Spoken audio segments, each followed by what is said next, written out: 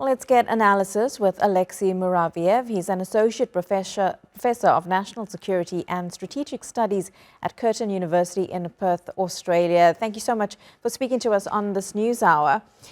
Alexey, what do you make of Trump's moves to try and end this war? We heard from his defense secretary just a short while ago saying it's, quote, not a betrayal of Ukraine to try and bring about this ceasefire and possible concessions from Ukraine.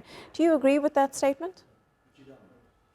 Well, look, I mean, what we need to understand is there is a change of dynamic happening in Washington towards Ukraine. If for Biden and his administration, the war in Ukraine, support for Ukraine has become more like some sort of a crusade, some sort of a holy mission to an extent. For the Trump administration, it's very practical, it's very transactional. And I think the segment that you showed just now and Trump's response to questions whether he would consider Zelensky as part of negotiations team and whether Ukraine will have to do the deal, and the way how he went evasive about answering those questions. And the fact that he initiated the conversation with the Russians without having Ukrainians in the room, and that he spoke to Putin before he spoke to Zelensky, even though Zelensky used every possible means of communication to effectively try to get the message across that he wanted Trump to speak.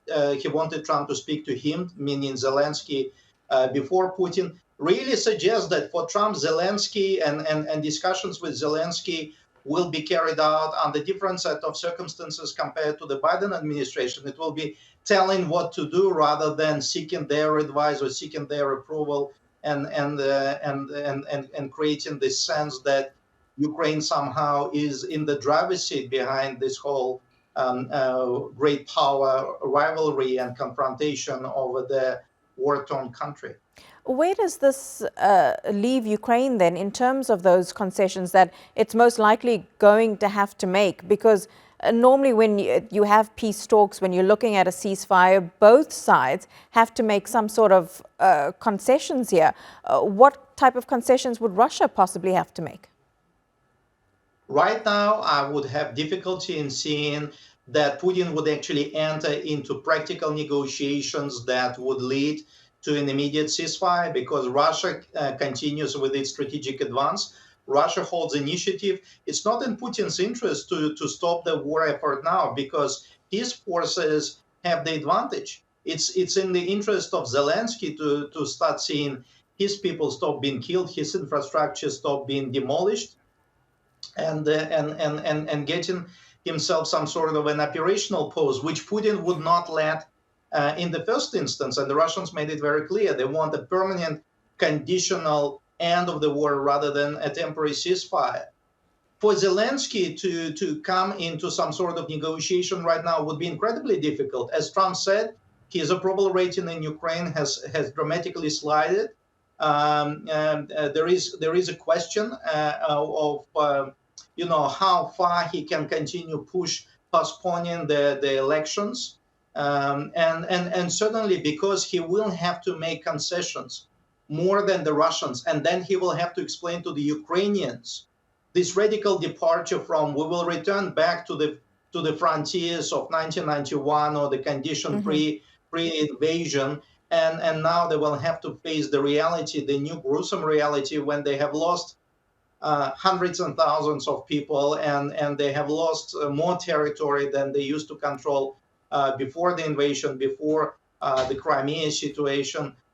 He will find himself on incredibly slippery ground, and he will certainly lose power. And I think that's where it would become even more difficult for him. So I wouldn't want to be in the shoes of Vladimir Zelensky right now, because he will be pressured to act, and the pressure will come from Washington, whilst Putin will be sitting and waiting for these negotiations to take place, even though he will also have to make some concessions at the end of the day, but not as radical as the ones that would be expected of the Ukrainians. Does this also leave Ukraine's NATO membership hanging in the balance? The US has said they don't see Ukraine becoming part of NATO, whereas NATO itself has said they see Ukraine becoming part of the alliance, but in the future. Look, I mean, I think we need to be realistic. The United States is the principal key broker in NATO hierarchy. Without the United States, NATO would be a completely different type of a military defensive organization. So if the Americans say no to Ukraine's being part of NATO, and there is also opposition inside NATO, we need to remember the position or factor in the position of countries like Hungary, Slovakia, that don't want to see Ukraine there. Germany is another member that doesn't really want to see Ukraine being part of NATO. And we need to differentiate the public talking that politicians do and the real conversation that is taking place behind closed doors. So even European part of NATO is not united on the issue of whether Ukraine should really join the organization or should stay out of the organization with some sort of special extended guarantees of security being offered as a substitute. So in these circumstances, for the Ukraine to join NATO, also because it's in the middle of the war with a nuclear superpower, it's a scenario that is unlikely to